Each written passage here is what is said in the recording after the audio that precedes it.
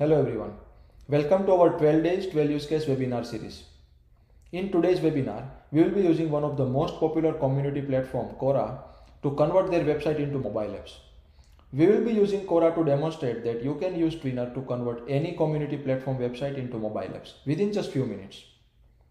So if you have a community platform built upon any website technology, then you can use Twinr to convert it into mobile apps.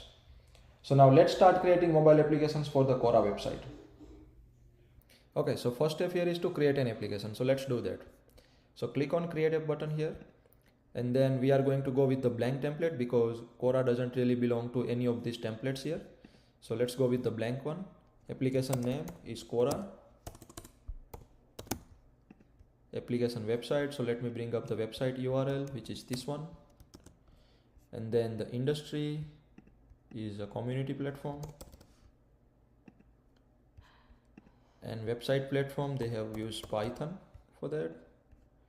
Okay, so now here we can see two different options, remove header and remove footer, which are introduced new since 2.0.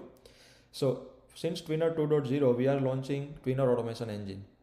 So Twinr automation engine will do a lot of heavy lifting manual work for you, which includes removing header and footer as well. So let's understand that what is remove header and footer means. So for example, in your website, if I make it responsive, right, then let me refresh this again. Okay, so you see this header here, right, and this red part header as well. So we don't really want to use that header inside the mobile application because we can convert it, we can use native component instead of this web component inside the application. So in that situation, usually we remove these kind of unnecessary components from the mobile applications, right? So until now, this process was manual. And now using Twinr automation engine, it will automatically identify header and footer element for you, right? And it will automatically remove it for you. So you don't need to do that work manually. So that's what this two option means, right? So I'm gonna keep it enabled for now, and let's move forward and create our application. Okay, so our application is available now. So there are three different options here. The first one is application dashboard. So we are going to discuss about it in a bit. The second option is a preview app, which I want to discuss more about right now. So Twinr preview application means that when you are doing some of the changes in your application, right, you obviously you want to preview that how does it look like in a real device, how your application will look like in a mobile. So that's what the preview app means, that you need to install this application in your device, right, log in with the similar account that you have created here. And then once you will log in there, all of your application will be listed like this. So whatever application you are currently working on, just click on it. So it's gonna open a preview for you.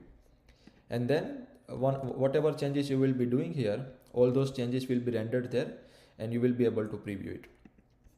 Now preview application is only available for Android right now. So if you don't have an Android device, then don't worry about it.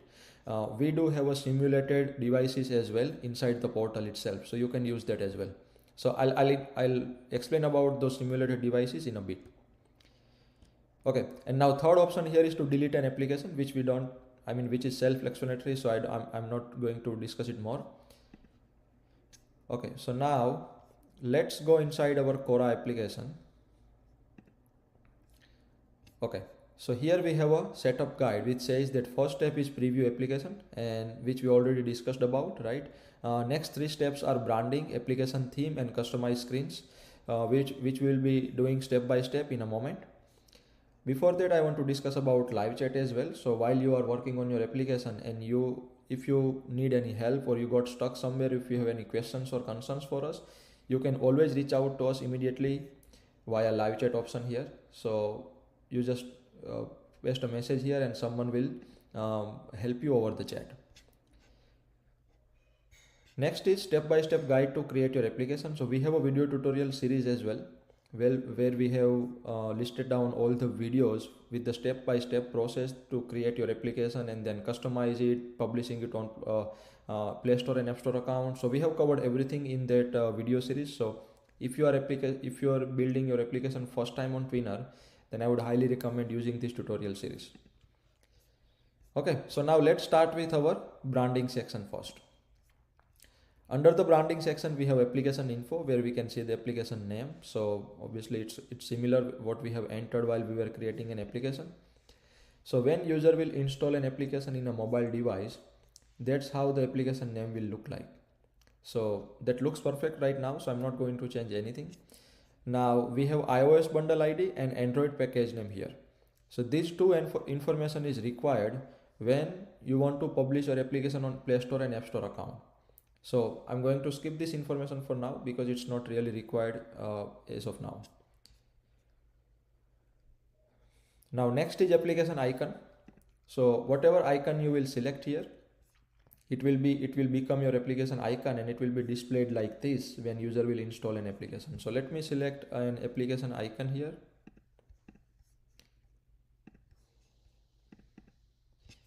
So this is our icon. So let me update this.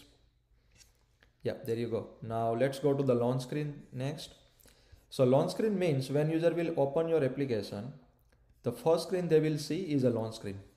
So you can use this screen as a marketing purpose or a branding purpose, but I would highly recommend using it as a branding purpose, because we don't want to, like, whenever user opens an application and just impose them with a lot of marketing content, you know. So, but again, I mean, there is always a chance that you can use it for the marketing purpose. It's totally up to you. So let me select the launch screen here, which is this one, and that's how it will look like in a mobile device. Okay, so we have set up application icon, launch screen as well. Now next part is application permission. So this is very important part of the application, because in iOS and Android devices, whenever user will try to access some of the native device features such as camera or photo library, microphone, location and everything, right? We need to provide we need to ask for a permissions before they use this. Okay, so when we are asking for permission, we need to provide, it will display a message as well, that why we are asking for such a permission and what is the meaning of this permission, right? So we need to take those messages very seriously, because if we will not provide a proper purpose of this particular permission that we are asking from the user, right, then it's highly possible that they will deny the permission. The another reason is that if we are not providing, if our message, whatever message we have written there, it's not aligning with the feature that we are which requires the camera or whatever permission here we have, right, then Apple will reject your application as well, saying that or whatever purpose message or whatever permission message you have used, it is not aligned with the feature that you have inside your application, right? So let's go to camera permission here and see. So the first message will be displayed when we are asking for the permission for the first time. So user installed an application and they are first time trying to access camera, and at that point this permission message will be displayed. Now they can be using camera for a multiple purpose, obviously. Now it's totally depend on your website use cases. In most of the situations, if you have an edit profile or the profile menu in your website, then user use the camera to update their profile picture. So that's why I have a purpose string like this, message like this, right? But if you are using camera for some other features as well, like, you know, like posting some images on your platform or something like that, then you should basically mention all those use cases here and craft this message properly. So now the next message is permission rationale message. That means, for example, if user have denied the permission, right? So now next time when they will try to access the camera, they will not be able to do it because they have denied the permission earlier, right? So in that situation, now we cannot ask them a permission again, and they cannot enable the permission from the application itself. Now they need to go to the application settings to enable the permission. Okay, so that's where the permission rationale message comes in a place.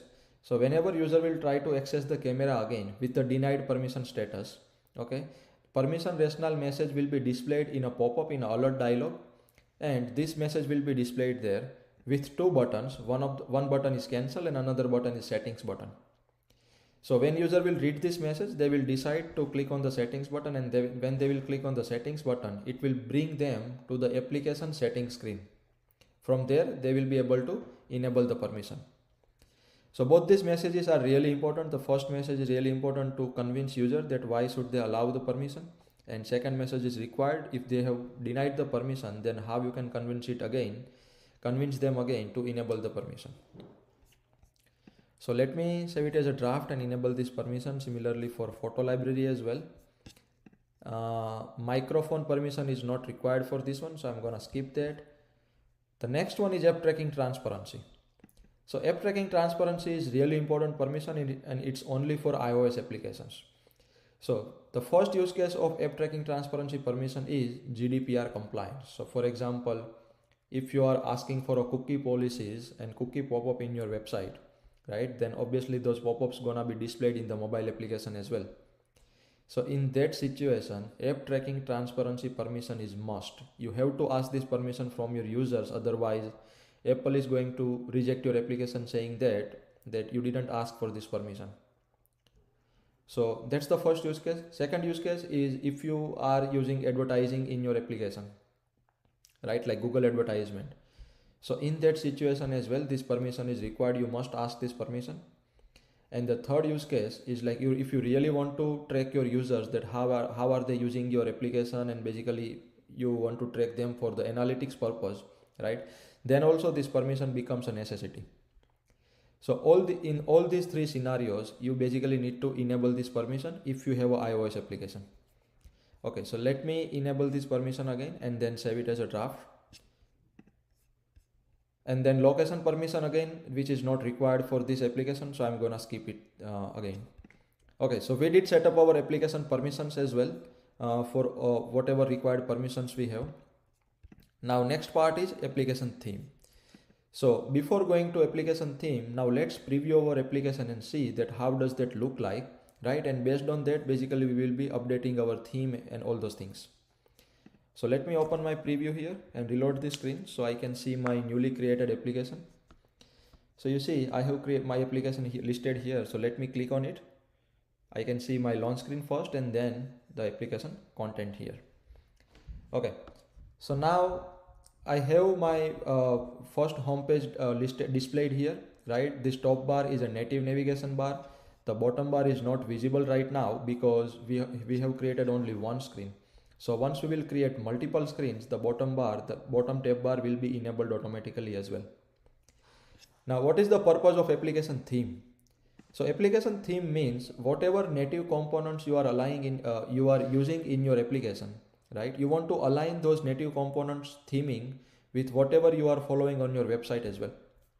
So for example, in terms of Quora, they are using this red color as a brand color, right? And they have this dark gray color for a non-selection states and all those things. So we do similar thing, we can do similar thing, and we can adopt similar theme in the mobile application as well, right? So that's what the application theme means, where we can update the tab bar settings, navigation bar settings, font size and image height, width and all those things, and button height, width and everything. So we can manage everything by ourselves here. Okay. So I'm not going to go into tab bar as of now. So once we will create multiple screen, we will revisit this section, and whenever it is necessary, we'll keep updating the application theme.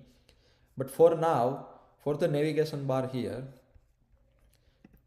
so here we can see the title in the navigation bar. So title looks a bit smaller to me. So let me increase it to 20 pixel title font size, and let's go here and reload this again. So you see now it's a bit bigger, which is perfect now. Now the title color. So for the title color, I want to use whatever black color they are using. So the black color that they are using is 282829. So let's go here and update our title color to 282829 and save it as a draft. Now it's again a black color, so we are not going to see any effect here, but the color is being changed to 282829. Everything else, let's keep it as it is for now. Whenever it will require, we will keep updating it while we are customizing some other things. Okay, so now let's move to our screens menu, and the first thing we need to do here is to create multiple screens. Okay, so right now we have only one screen, which we can see here, right? But obviously we need multiple screens, and we need to enable the bottom bar as well. So why should we enable multiple screen? Actually, before going to that discussion, I want to highlight about simulated preview here. So when I was discussing about the preview app, I mentioned that if you don't have an Android device, then you can always use the simulated previews inside the portal itself. So we have simulated previews for both Android and iOS devices. So you can use this to preview your application, which is gonna work similar as whatever we can see here. Okay, so let me close it because I'm not going to use it for now. Okay, so now let's get back to our screens discussion. So why should we create multiple screens here? So the first motivation here is that when you create multiple screens here, right, it will become easily accessible to your users in a bottom bar, right? Now, before creating any new screen, you should think about that which are some of my screens which will be used frequently through from my users. So whatever screen is frequently used by your users, right? That screen you should create for that particular screen. You should create a new screen here. So in this situation, if you go to Quora here, then we see that they have created these menus here. So obviously, if they have created these menus here, then these might be their most used screens, right? So let's use this. Let's create a second screen as a following here. So new screen, following, and the screen URL and screen icon as well. So let me upload the screen icon, which is this one, and update this and add this. Okay, so now we have added a new screen. So here we can see that we have a tab icon here, but we don't have any tab selected icon. Okay, so let's go to our application first and we'll see that how does it look like. Okay, so as you can see that we have now a tab bar enabled here. Okay, we have one screen home and another one is following, and we can switch between them. Okay, so now the beauty here about the bottom bar is whenever I go to, I mean, if for example, if I'm using a website's tab bar here, right, and then I go to home screen, then the page is gonna be loading again, and user will need to wait for the content to be loaded, right? But if you are using a native bottom bar, then that's not the situation. They can switch between these two screens very easily, and the content will be always there. They don't need to wait for it. It is being already loaded for them, right? So that's why you should always utilize this feature and create multiple screens, which is obviously easy to use for the users as well. Okay, so now let's go back here and use selected icon for this one as well, following, and update the icon and save it as a draft. So now if you go here, so you see my following icon is currently of a gray color, but if I'll switch to that particular tab, then it will become red, right? So that's what the selected and unselected icon means, the normal icon means. So let's do that for the home screen as well. But here in the selected state, the text is still black, right? So we can fix that from our app theme section, where we say that selected color, tab bar selected color. So let's change it to B9 to B27. That's what they are using. That's what their brand red color.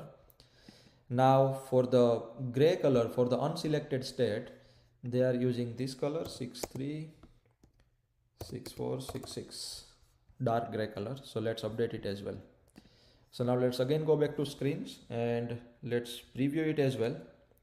Okay, so now you can see the selected color is red. Now we go to following and we see everything red because we have uploaded selected icon for the following as well. Okay, so now let's update the home icons as well, tab icon, and then I'm going to use this one for unselected and selected state. Update it and save it as a draft. Okay, so now let's create our next screen, which is answer, and let's bring up the URL as well for the answers, and screen icon, which is this one. Add this and save it as a draft. And similarly, I'm going to select the selected icon as well and save it as a draft. So both the icons are here. Now our next screen, which is gonna be spaces. So let's go here and create this screen. Icon, and then add a new screen. And let's select selected icon as well for this one and save it as a draft. Okay, one more screen now, notifications. So let's select notifications here and screen icon notification, add a new screen, and then let's select the selected icon state. Okay, and save it as a draft. So we have created 5 screens here. Now inside in the website we can see 2 more buttons here, but I will not create tabs for that, because let's first of all preview the application here. Okay, because our screen is, our tab bar is already full, you know, like, I mean, we don't have a lot of space here now. So what we will do, instead of adding all these icons in the tab bar here, we will be adding it at the navigation bar here later on, right? So that will become, because this icon is basically a profile icon, right, which opens a side menu. So we can use that icon in the header, in the navigation bar here, in the native header, right? And another one is, I think, changing the language, so which will be also covered at this point, to change the language, right? So we will be using this feature, and we don't really need to use this icon in the bar there, in the bottom bar there. Okay, so let's keep 5 screens for now, and then after all the screens is being set up now with the selected and unselected icon, so everything is good here.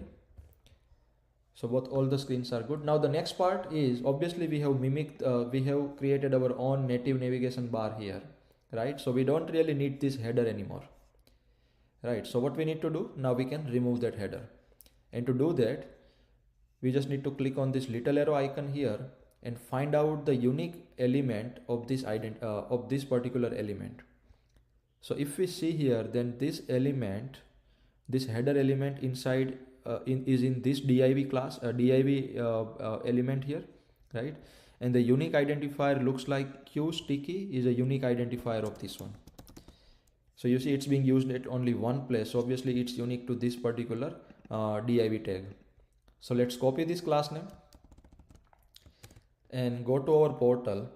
Now obviously we want to remove it from all the screens altogether, right? So to do that, we go to general settings, and under the remove elements we add this element, and then save it as a draft. Now because it's a class, so here you as you can see that we are using the class as a unique identifier.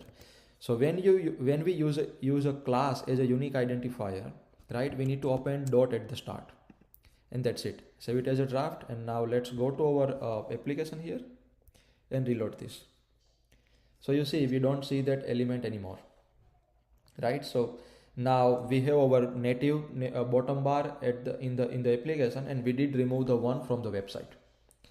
Okay, so that's all good. Now let's verify that if it's gone from all the screens.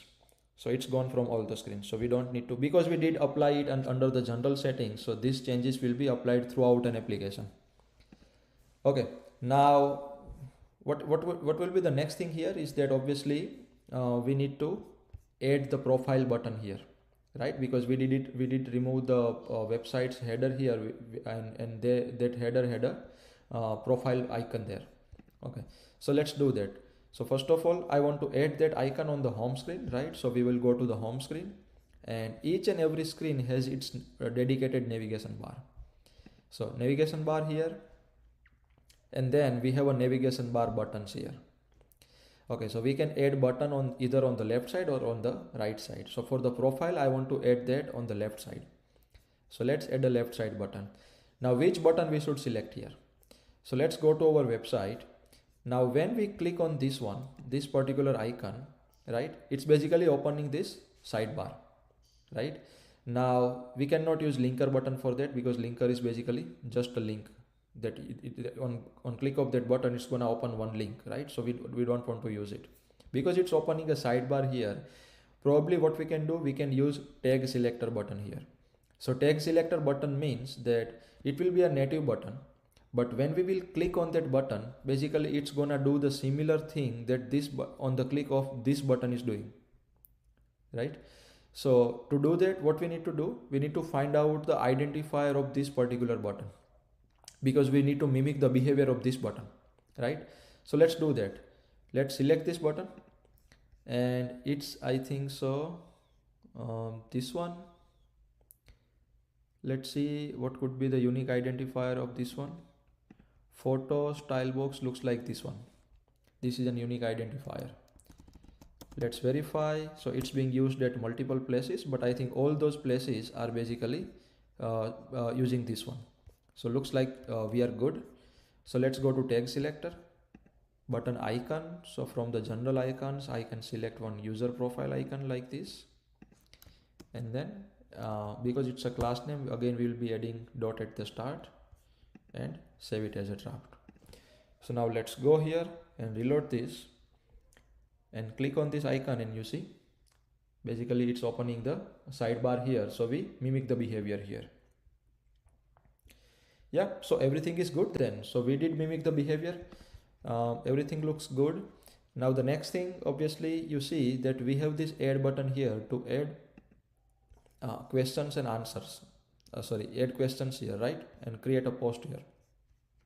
So we need to do we need this functionality as well inside of our application, because Quora is all about adding questions and answering questions, right? And creating posts. So we need this. Okay. So first of all, on click of this button, it's basically opening this add question as a pop-up here. I mean, not as a pop-up in a full screen, but it's kind of not a new screen, because in the URL we don't see that anything, right? It's kind of a pop-up on top of the whatever screen we have here. Okay, so now let's do that again. For this one as well, we can use the tag selector button. So let's click on this, select this add button. So looks like this is the button that we need.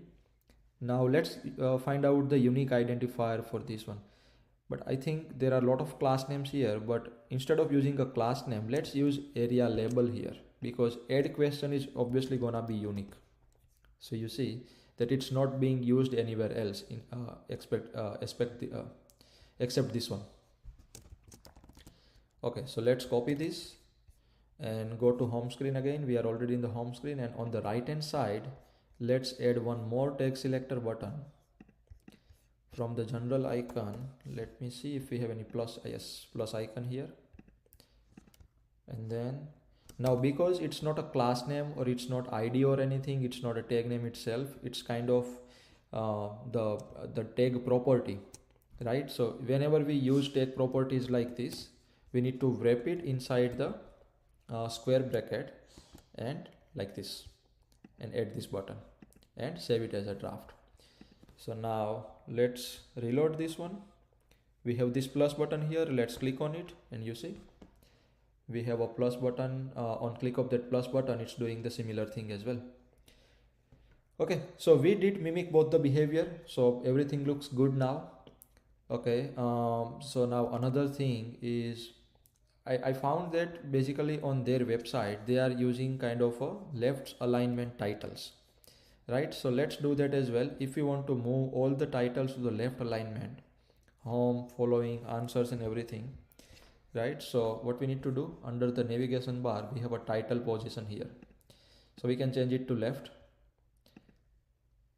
And then let's go to our application here, and that's how it looks like.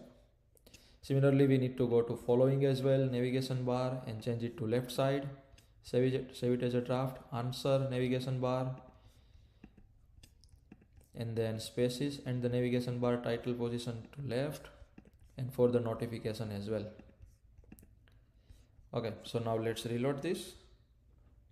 And if you go to following, it's on the left, answers left, everything is on the left side now. Okay, and each and every screen has its own navigation bar. So basically, if on the notification screen, if you want to add some extra buttons here specifically for the notification screen, then you can do that as well, right? So because all of them have a separate navigation bar, so you have a complete flexibilities that on which screen and on which screen's navigation bar you want to display which buttons. Okay, so looks like that we did a lot of settings, customization here. We did remove some elements we didn't need, right? Selected, unselected icons and everything, general settings and everything. We did create multiple screens and all those things. We did set up our theme. So everything looks good now. So one thing I want to highlight here is about, let's log out from this application. Okay, so you see, whenever I log out from my application, and let me reload this. Okay, because it is using whenever we log out, it is using a different domain URL. Okay, not the different domain URL, but basically it's a different URL. So what we need to do, first of all, we need to go to general settings and update the URL policy, that if it is any URL, but if you find out Quora.com inside the URL as a substring, then always open it in a current tab. Right, now let's go again and reload this. So you see, now it looks good that it opens this one. And also one more thing, as you can see here, that now they are displaying the content in French, and the reason behind that, they are automatically identifying the device locality. So basically currently I'm in Canada and Quebec, so Quebec is a French region, so that's why they are directly using the French language for me. Okay, so to prevent that, what I will do, I'm going to update the homepage URL to this one, that prevent redirect equal to 1. That's what basically their URL looks like when we want to prevent it. So now let's reload this, and you see now I can see that in English language. Okay, but all of my screens are displaying this, you see, because Quora requires login before you use any of the thing. And now if user is currently not logged in, then on all the screens they are going to see the login screen, which is not good, right? So obviously we need to enable the login feature for our application, where user will need to log in first, and then after only they will be able to do all the other things, and they will be able to see all the other things here. Okay, so let's do that. To do it, let's go to the login feature here and enable this. Our second question here is that, does your application require login at the start? Then yes, we need that. Do you want to keep users logged in every time they open an application? So yes, we need that as well, right? Now next part is login status check script. So this script means that there are 4 different states of the script, or of the application, we can say that, right? The logged in state, the not logged in state, the authentication error. So for example, if user is entering the wrong username and password, then that's an authentication error, right? And the fourth one is unknown, that you don't really know that what is the current state of the user, of the authentication of the user, right? So using this script, we need to provide these 4 different states. Okay, so first of all, I already prepared the script here, so let me copy this and paste it here. So here I'm saying that whenever document.ready state double equal to complete, that means whenever the page is being fully loaded, right, then only you see that if you find out this particular element, right, then currently user is not logged in. If you find out this element, then user is logged in, otherwise basically unknown. Okay, so that's what my script means here.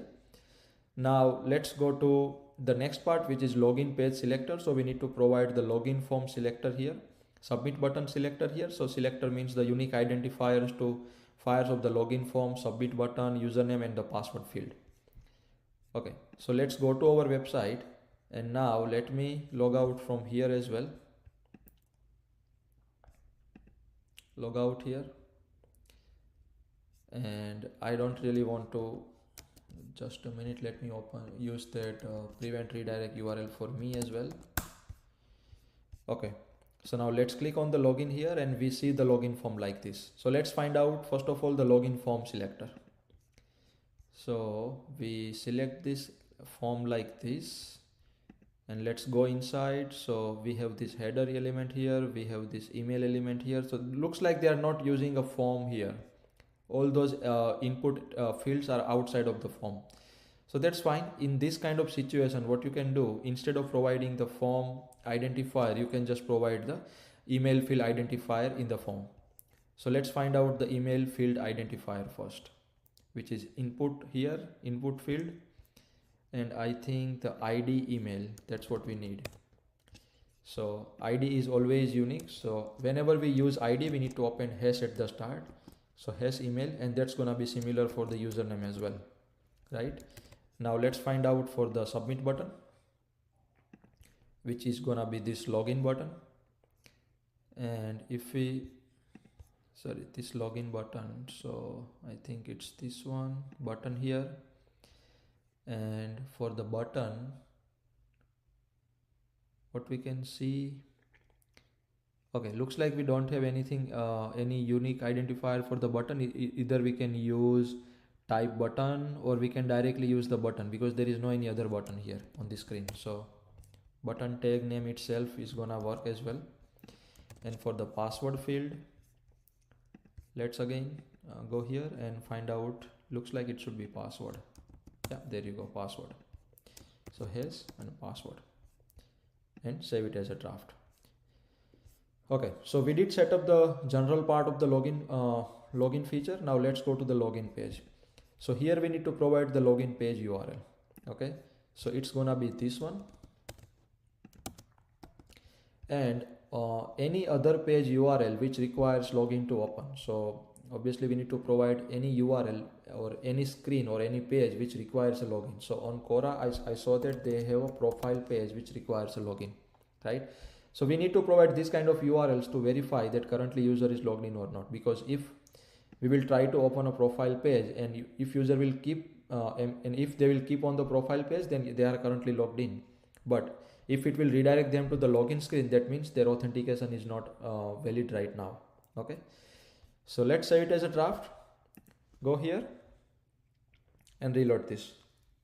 So you see, now we don't see that bottom bar or anything here, right? Everything is gone because we found out that user is currently not logged in. That means we will not be displaying any content before they log in.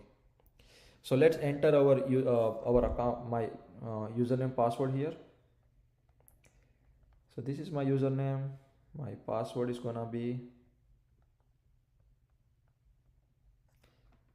and I'm not a robot obviously, so now they need some verification. So let's do that and log in again, and looks like this time I'm good. Okay, so now my username and password is good. I have authenticated successfully. So our script found out that I am authenticated successfully. So now I can see all the content of the application again, right? So that's what the login feature means. So if in your situation, if in your website you have this kind of functionality where user need to log in first before they see anything, right, then I would highly recommend using this feature. Okay, so now we did set up our login feature as well. So basically our application is secure with the authentication part. So we did that as well. Now looks like that we did set up all the things under the screens menu. Now it's time that we move to the next menu, our add-ons menu. And here we have lots of new native features as well, right? So page loader, pull to refresh, custom user agent, custom fonts. There are a lot of new extensions here. And also if you look at the integrations, then we have 4 different integrations as well. So let's discuss about this, all these one by one. Okay, so first one is page loader.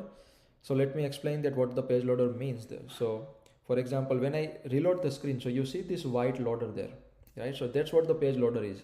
And we can customize that as well. So to match it with the branding purpose, maybe we can change this color to the red color, which is B9 to B27. That's what they are using, right? So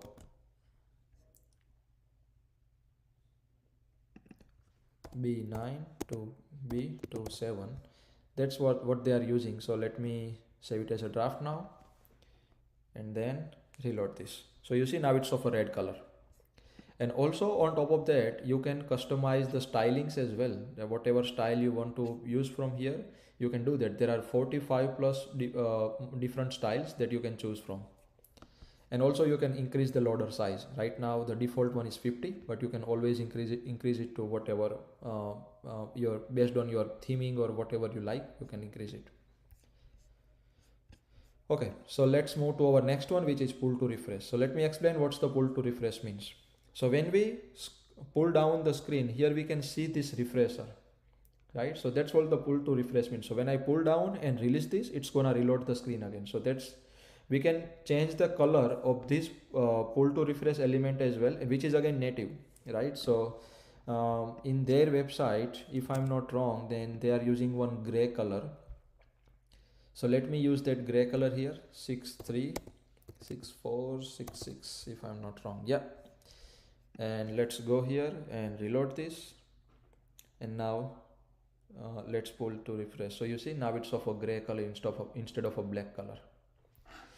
Okay, So that's what the pull to refresh means. The next one is custom user agent. So for example, if in your website, if in your application you want to identify that request is coming from where, right? So user agent basically gives you an information that which device currently user is using, what kind of browser they are using, what's the current iOS or Android version they are using. This kind of information basically user agent gives you, right?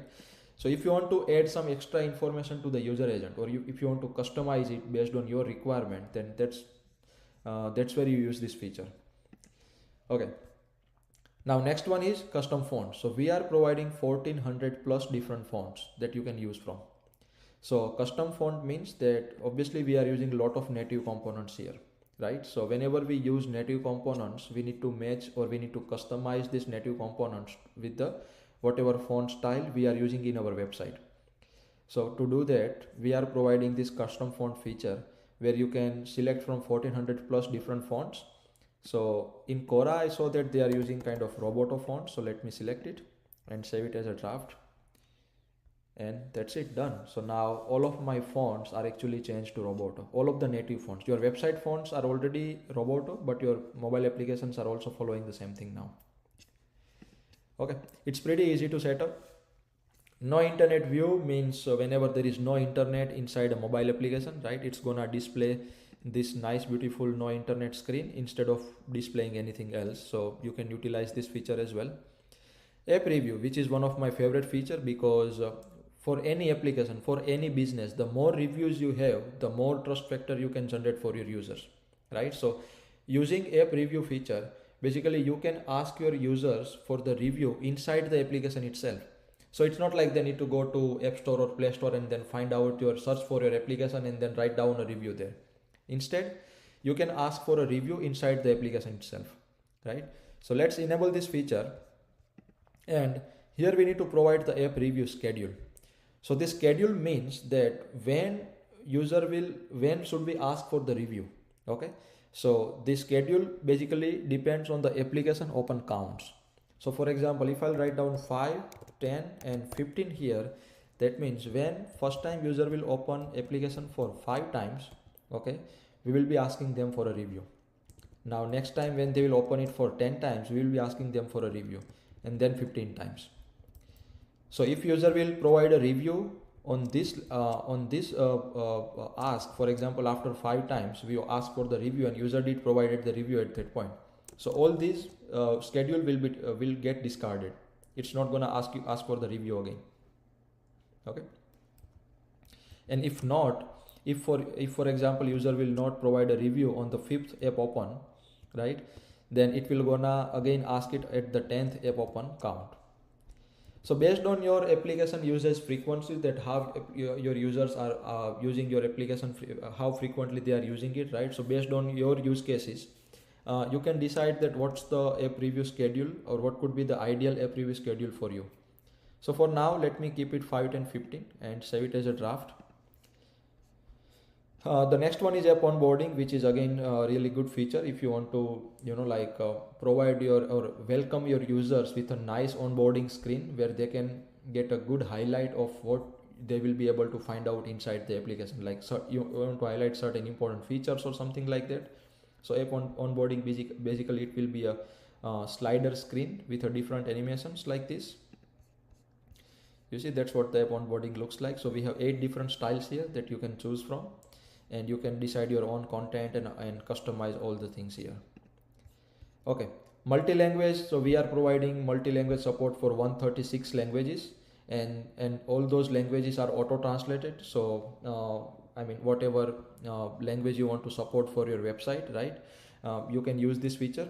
And again, all the information for all these features, all the information are always available on our help documentation. So you can always go here, and in our help documentation, you can find out all the in-depth information for each and every feature. Okay. Now the next one is in-app purchase, which is not really it's not really related to the community platforms, because if you have a subscription based pricing model or something like that, then at that point you might want to use this feature. So I'm not going into much detail right now. Okay, integration. So push notification is again one of my favorite feature because it really useful for the business. At the end, the business goal is to increase revenue and generate some revenue, right? So push notification is one of the way which will help you to grow your business, to generate more revenue, and to get engaged with your users, right? Now we are providing three different kind of push notifications. The first one, Firebase, which will help you to send generalized push notification. The second option is personalized push notification. So personalized means you can send notification to any single particular user. And third one is abundant cart, which is specifically for the e-commerce kind of products. So let's keep that. So generalized means you can send push notification to broad audience, like group of users or all of your users, or maybe a segmentation like only Android users, only iOS users, right? Or maybe only like only Canadian users, only US users, only Indian users, like that. You can do all this segmentation. Okay. Personalized push notification, it's gonna give you a flexibility to send notification to only one user. So first of all, let's enable our generalized push notification. So to enable this, we need to provide two different files here, and we have a really good documentation on this one, that how you can generate these two files. You need to just create your Firebase account and just generate these two files, which is like 5 minutes of work. So enable push notification, you go through this video, which is like around 5 to 7 minutes, and that's it. It will basically give you all the information to generate these two files, and then just upload it. So let me upload it here. And I have a JSON file as well, and submit it. So that's it. Now my Firebase, my generalized push notification is being enabled, and my application is now supporting the push notification. Okay, perfect. So now let's go back, and now let's go to the personalized push notification, and let's enable this. Okay, so inside the personalized push notification, what we need to provide is a webhook URL. So let's understand that what this URL means. So let me click on this help documentation URL here. Okay, so webhook URL is basically one kind of URL where we will be submitting a post request, where we'll be providing some information to you, right? So you can store that information inside your database. Now, in our application here, as you can see, that user is currently logged into this application. So Twinr basically knows that which user is currently logged in. We know that what's the email address or what's the username they have used to log in. Okay. Now, when you want to send personalized push notification, obviously you need some kind of unique identifier of the user, that this particular device that currently I am using, right? So you need identifier of this device because you want to send notification to this user only, right? So that's what we provide on a webhook URL, that whatever the device token means the unique device token of whatever device the user is currently using, right? Now that device token, with this device token, we will also send email address as well. So that means that whatever user is currently using this device, right? Now they are currently logged in this application. So basically we know that what email address they are using. So we want to map that this is the device token and this is the user, right? And whatever the platform they are using currently, Android or iOS application. So now if you have these three information, for example, now we will be submitting these three information to your webhook URL as a post request. So once you will get a request there, you can store this information in your database. Now next time when you want to send notification to email address like gaurav@twinr.dev, so in your database you have information that gaurav@twinr.dev email address token is this one, because we already sent you this information and you need to store this information in your database, right? So you already know that if I want to send notification to this particular user, then this token I need to use. Now how you can send push notification? So basically if you are using any platform, right, they must be providing some kind of integration with Firebase or any other push notification libraries that you can use. Okay, so when you have this information, now you have a complete flexibility that you can basically decide to send notification to any particular single user. Okay, now how we can disconnect the user? So for example, if I am logging out from this application, so obviously now I do not want to get these notifications anymore because I'm logged out. So I do not want to get personalized push notifications anymore, right? So whenever user will gets logged out from the application, we will be again submitting information to this webhook URL without the email address. Okay, we will be sending you the token again and the platform again, but the email address field will be null in that situation. So what you can do, you just need to identify that, okay, if device token is already available in your database, and if it is already mapped with any of the email address, right? And if new response, if the new information mentions that there is no email address connected to this device token now, so from your database as well, you need to remove this email address mapped with this token. And that way, next time there will be only token with you, but there will be no email address connected to that, right? So that's how you can disconnect as well. Okay, so using this webhook, basically it will give you a complete flexibility that how you want to send push notification to your personalized push notification to your users, right? Everything else like providing the token, email address, platform, all this information and finding out all this information will be taken care by the Twinr. Okay, so that's how. So let me enter any dummy URL here for now, and then just save it as a draft, and that's it. Your work is done here, right? Okay. Now the next part is AdMob, Google AdMob as well. So in your application, in your community website, if you want to enable advertisement, right, for the monetization purpose, then you can utilize this feature.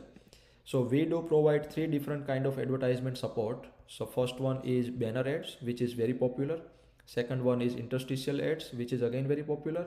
And third one is application open ads, which is very new in Google AdMob, but it's again getting very popular nowadays. So let's see that how all those 3 different advertisement looks like. So banner ads looks like this. Whenever you enable the banner advertisement, right, in your application, it will be displayed like this. Now you can decide the position here. Either you can display it at the bottom of the screen or at the top of the screen. And also there are different sizes here. So you see if this one is a bit bigger, this one is full width, this one is little bit of padding from both the sides, right? So you can decide that as well, and all these things you can do it inside the Twinr portal. Next one is interstitial. So looks like they don't have any image here for the interstitial, but interstitials are basically full screen ads, right? So whenever so usually we display interstitial ads based on certain events or certain redirections, you know, like if I'm trying to go to the profile screen, for example. So before I go to the profile screen, we display an ad there. Or for example, when I'm trying to, you know, like claim a bonus or something like that inside my application or something, anything like basically based on any event, right? So before doing that, any button click or something like that, you can display interstitial ads at that point. And we do provide those kind of event setup inside the portal as well. And the third one is application open. So basically when user will click on your app icon and they will try to open it, that's where this application open advertisement will be displayed like this. So this is the actual advertisement, right? And if they want to continue opening an application, then user will need to click here. So your application icon will be displayed here, continue to app, and then your application name. So that's what the app open ad format is. Okay, so I'm not going to go into a lot of detail again. So we again, as I said, that we have a complete documentation on advertisement available here, all the step-by-step process that how you can set up your advertisement on Google AdMob account, and then again similarly how you can create different advertisement there, and then after how you can set up all this information on the portal as well. So everything is already listed there. And one more thing, when you will enable this feature, you will not be able to preview your applications, your advertisement inside the preview app, because Google doesn't really allow that, right? So to do that, what you need to do, you can just go to app build and request your Android and iOS builds, and then you just install this application under your devices, and then you will be able to preview those advertisements. Yeah, so I think that's pretty much it. We covered our branding section, our application theming, screen customizations. We enabled a lot of integrations and extensions as well, right? And the last step here will be to build our application and then just submit it to Play Store and App Store account. So that's it for this webinar, and I'll see you guys in the next one. In the meantime, if you guys have any other questions or concerns, you can always reach out to us via our live chat, or you can send us an email on hello@twinr.dev. You can also refer to our help documentation at help.twinr.dev for the detailed information. So thank you again and thanks for joining us in this webinar.